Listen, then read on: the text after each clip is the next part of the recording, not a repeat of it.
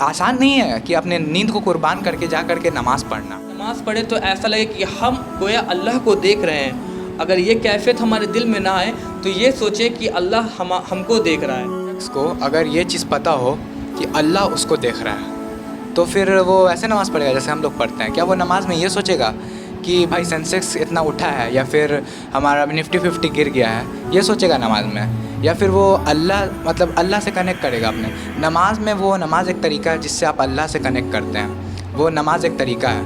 तो हमें नमाज़ को नमाज़ के तरह लेना चाहिए, ना कि हम वहाँ पर ये सोचें कि सेंसेक्स कितना गिरा है या फिर उस फलाने शख्स ने मेरे को ऐसे बोल दिया था तो अब मेरे को ऐसे करना है।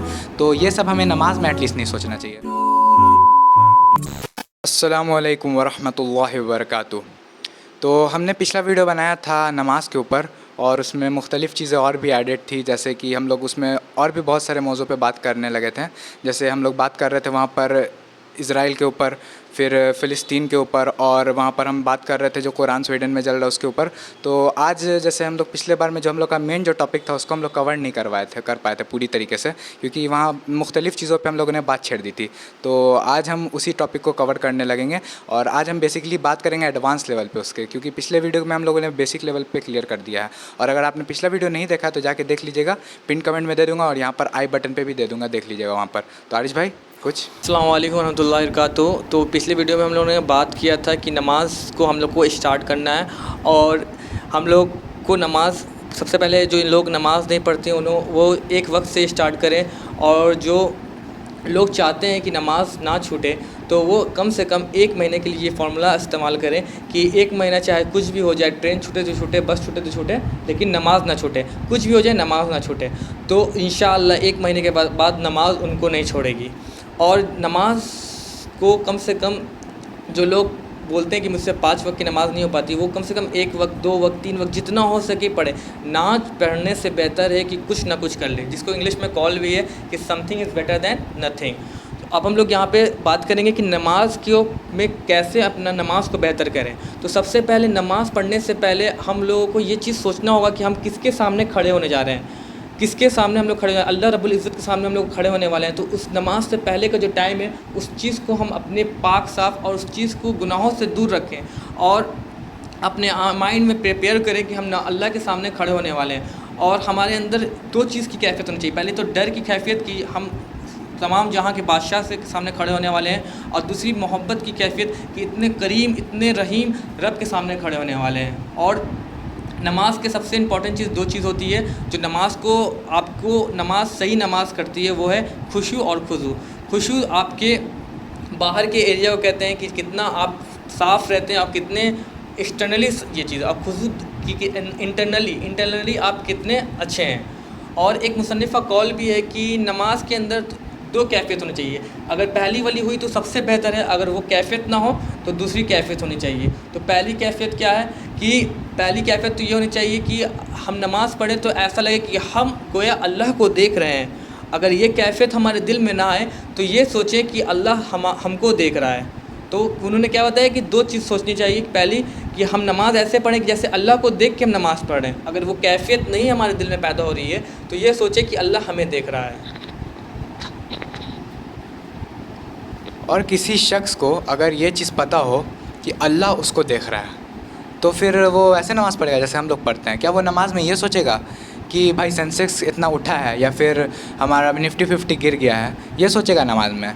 या फिर वो अल्लाह से कनेक्ट करेगा अपने नमाज़ में? वो नमाज़ एक तरीका है जिससे आप अल्लाह से कनेक्ट करते हैं, वो नमाज़ एक तरीका है। तो हमें नमाज़ को नमाज़ के तरह लेना चाहिए, ना कि हम वहाँ पर ये सोचें कि सेंसेक्स कितना गिरा है या फिर उस फलाने शख्स ने मेरे को ऐसे बोल दिया था तो अब मेरे को ऐसे करना है।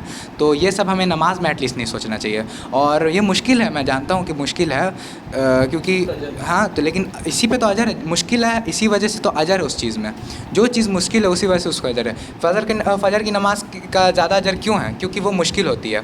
क्योंकि आसान नहीं है कि अपने नींद को कुर्बान करके जा करके नमाज़ पढ़ना। और असर की नमाज़ की भी वैसी है कि अपने कारोबार को छोड़ करके, क्योंकि उस टाइम सबसे ज़्यादा पीक पे रहता है, उस टाइम सबसे ज़्यादा पीक पे रहता है आपका कारोबार या आपका बिज़नेस जो भी है। तो उस टाइम छोड़ करके असर की नमाज़ पढ़ना, तो ये मतलब एक कुर्बानी है और अल्लाह कुर्बानी को पसंद करता है। और ये जान लीजिए कि आप अगर अल्लाह वाले बन गए ना तो अल्लाह आपका इम्तिहान ज़रूर लेगा आपसे, लेकिन वो उसे कभी ज़ाया नहीं करेगा। और आपको आप हिस्ट्री उठा के देख लीजिए, आप पूरी बहुत बड़ी तारीख़ पढ़ी हुई है मुसलमानों की कि मुसलमानों को अल्लाह ने आज़माया है, लेकिन वो मतलब उससे ये नहीं हुए, टूटे नहीं हैं। उन्होंने अल्लाह पे यकीन रखा, तवक्कल था उनको अल्लाह पे तक़वा था और तवक्कल था। और तक़वा और तवक्कल ये दोनों जो होते हैं ना, ये दोनों मिल करके एक परफेक्ट तो नहीं बोल सकते क्योंकि कोई भी इंसान परफेक्ट नहीं होता, लेकिन एक सेट टू बी जो हमारे मतलब आइडेंटिटी होती है, मतलब जैसे हमारे जहन में रहता है कि हाँ ये मुसलमान परफेक्ट है, ऐसा तो वैसा इंसान बनाती है। नमाज की ये बात हो रही थी तो मुझे एक वाक़या याद आया कि एक शख्स हैं जो बहुत बुज़ुर्ग हैं, जो बहुत हिंदुस्तान और पाकिस्तान के बहुत बुज़ुर्ग शख्स हैं, जिनका नाम है हज़रत मौलाना मदूदी। वो एक बार एक शहर से दूसरे शहर जाते हैं तो उन्होंने उनसे पूछा गया, एक शख्स ने पूछा कि आपने कभी अल्लाह के वली को देखा है? तो उन्होंने बताया कि अभी तुरंत मैं अल्लाह के वली से मिल के आ रहा हूँ। तो उन्होंने शख्स ने पूछते कि वो कौन थे? तो वो बोले कि जब मैं अपने गाड़ी से ट्रेन से उतरा तो बहुत सारे कुली मेरी तरफ आ रहे थे, लेकिन एक कुली को ऐसा देखा कि वो नमाज में मशगूल है, और क्या ही नमाज बेहतरीन अंदाज से पढ़ रहा था, इतने सुकून और इत्मीनान से। तो मैं अपना सामान लेके वहाँ पे चला गया और उससे पूछने लगा कि आप क्यों नहीं सामान लेने के लिए आए? अभी बहुत सारे लोग तो अभी कुली जो आ रहे हैं, अभी तो ट्रेन आई है, अभी गाड़ी आई है, तो अभी आप लोग का मेन टाइम है रिस्क के लिए, आप नमाज को थोड़ी देर के बाद ही तो पढ़ सकते थे। तो उसने वो उस वक्त जवाब दिया कुली ने कि जिस रब ने आपको मेरे पास यहाँ पे रोके रखा है और आपके दिल में रखा हुआ है कि मैं इसी शख्स से अपना सामान उठवाएंगा, तो उस शख्स का मैं शुक्र कैसे ना अदा करूँ, उसकी इबादत में ताख़ीर कैसा करूँ? जो मेरे रिस्क देने में ताख़ीर नहीं करता है तो मैं उसकी इबादत में ताख़ीर और लेट कैसे करूँ? तो हज़रत मौलाना मदूदी ने बताया कि वो शख्स बेशक अल्लाह का बहुत बड़ा वली है, क्योंकि उसको यकीन और तवक्कुल अल्लाह पे है। यकीन क्या होता है? हमें ये दिख रहा है कि हमें कुछ नहीं, हमारे सारे सिचुएशन हमारे अकॉर्डिंग नहीं जा रहा है, सब बेकार जा रहा है, हमारे पे कुछ नहीं जा रहा है, मतलब सब चीज़ मेरे अपोजिट जा रहा है, फिर भी हमें अल्लाह पे यकीन होना चाहिए, और उसी को बेहतरीन यकीन और उसी को सही यकीन कहते हैं। क्योंकि अल्लाह ताला असबाब का मोहताज नहीं है। मोहताज कौन? जैसे उमर ने बताया कि मोहताज कौन है? असबाब है मोहताज किसका? अल्लाह रब्बुल इज़्ज़त का। अल्लाह ताला हर चीज़ से पाक और बेनियाज़ है। तो इस पे मेरे को बात एक याद आ गई। अल्लाह ताला कुरान में फरमा रहे थे, एक आयत याद आ गई। अल्लाह ताला कुरान में फरमाते हैं, ला युकल्लिफुल्लाहु नफ्सन इल्ला वुस्अहा, यानी कि अल्लाह ताला किसी भी सोल को, यानी कि किसी भी रूह को उसके कैपेबिलिटी के बाहर उससे टेस्ट नहीं करते हैं, उसके कैपेबिलिटी के अंदर ही टेस्ट करते हैं। और अगर आपको आजमाइश मिल रही है, इसका मतलब कि आप उस आजमाइश को सह सकते हैं। और हम लोग से गलती हो जाती है, हम लोग नाशुक्री करने लगते हैं हर थोड़ी देर पे। और हम लोग को शुक्रगुज़ार होना चाहिए। हमें हज़रत अय्यूब अलैहिस्सलाम से हमें सीखनी चाहिए कि कैसे हम लोग अल्लाह की शुक्रगुज़ारी करें। हमें जितने भी हमारे इस्लाम में जितने भी हमारी हिस्ट्री पढ़नी चाहिए, सबसे पहली बात तो ये इस्लाम की हिस्ट्री पढ़नी चाहिए कि हमारे कैसे बादशाह रहे हैं, हमारे नबी कैसे रहे हैं, हमारे वली कैसे रहे हैं। उसके अलावा फिर हमारे जितने भी ये हैं प्रॉफिट हैं, हमारे जितने भी, वो सब कैसे रहे हैं, हमें उनके बारे में पढ़ना चाहिए। हमें अल्लाह के बारे में पढ़ना चाहिए, हमें कुरान पढ़ना चाहिए। कुरान पढ़ना मीन्स कि सिर्फ ऐसे ही नहीं, ये भी पढ़ना चाहिए, ये गलत नहीं, ऐसा नहीं बोल रहा कि गलत है, बेशक ऐसे ही पढ़ना चाहिए, दिल में रूहानियत उतरती है, लेकिन हमें मीनिंग के साथ भी पढ़ना चाहिए। ये जानना चाहिए कि अल्लाह कह क्या रहा है हमें।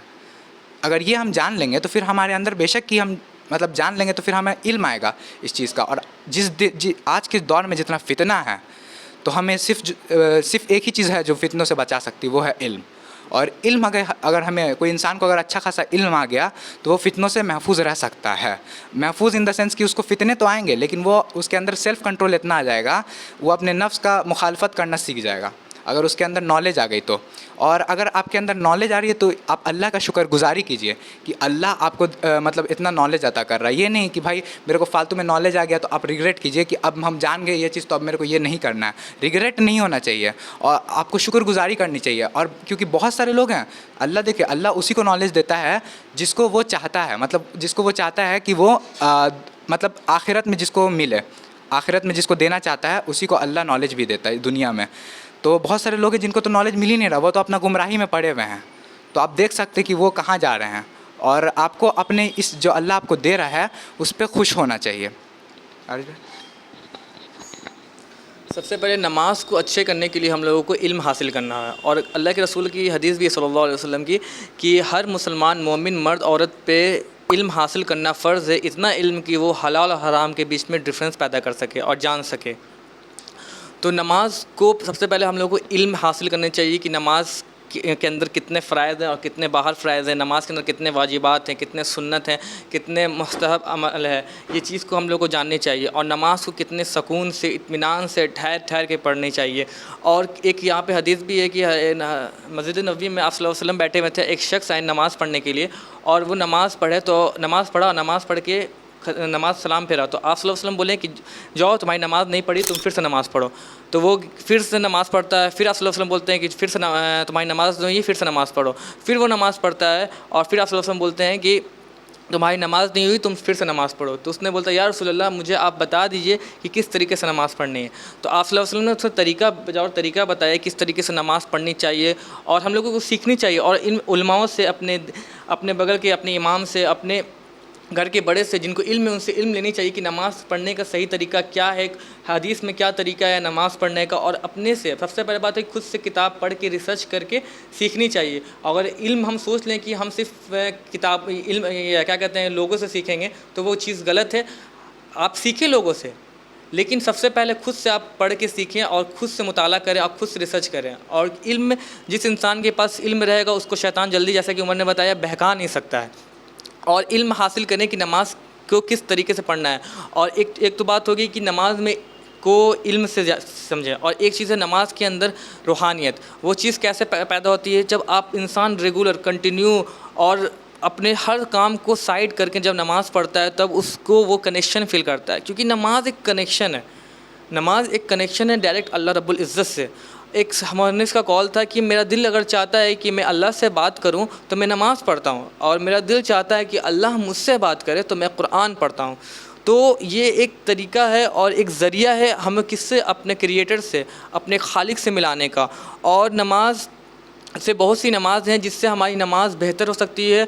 और क्या कहते हैं, उस पर हमें नमाज पे कंट्रोल, मतलब नमाज पे कंट्रोल मतलब नमाज ना छोड़ने की, ये ना छोड़ने की तकलीफ भी मिल सकती है। जैसे कि नमाज, फ़जर की नमाज़ के बाद तुलुब आफ्ताब के 20 मिनट के बाद इशराक की नमाज़ पढ़ना।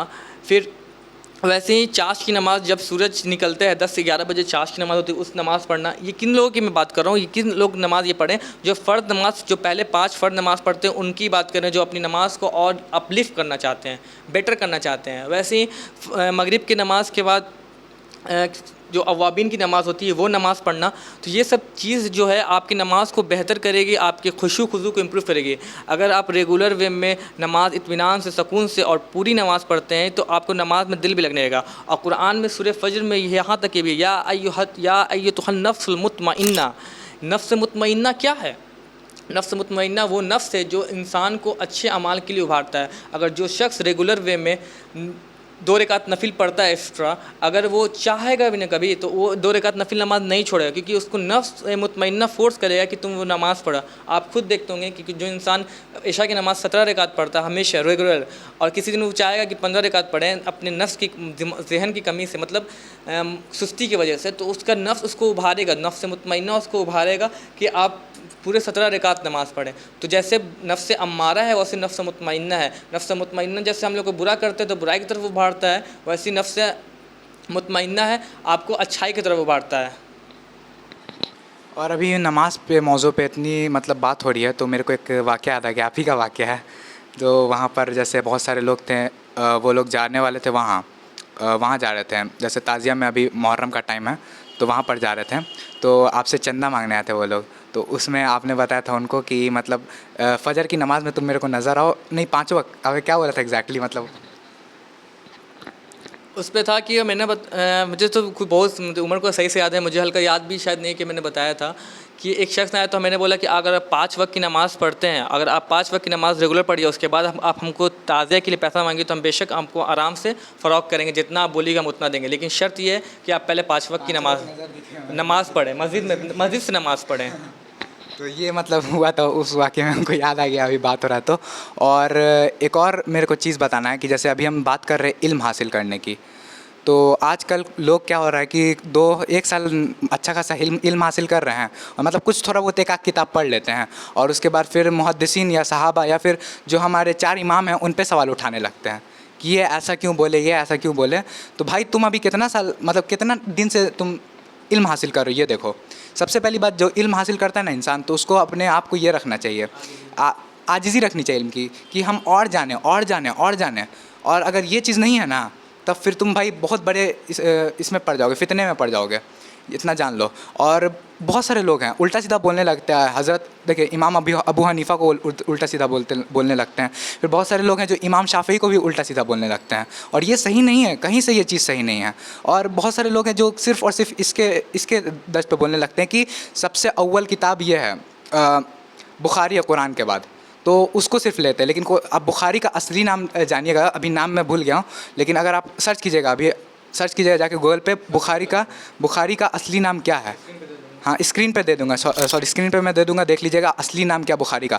तो उसमें यह है कि जो इमाम बुखारी हैं, वो बुखारी असली नाम बुखारी का बुखारी नहीं रखा उन्होंने बुखारी का ये नाम रखा है कि उसमें मतलब उसका मेन मतलब ये हो गया कि इसमें जितनी भी हदीसें हैं, ज़रूरी नहीं कि सारी हदीसें अव्वल ही हों, मतलब सारी हदीसें सबसे अव्वल लेवल की हदीसें हों, इसके अलावा भी हो सकती हैं, ये उस मतलब में है। और बाद में लोगों ने इसका मतलब नाम चेंज करके बुखारी रख दिया है, सही बुखारी। लेकिन जो पहले असली जो नाम था बुखारी का, वो जो अभी स्क्रीन पे दिख रहा है आपको, वो था।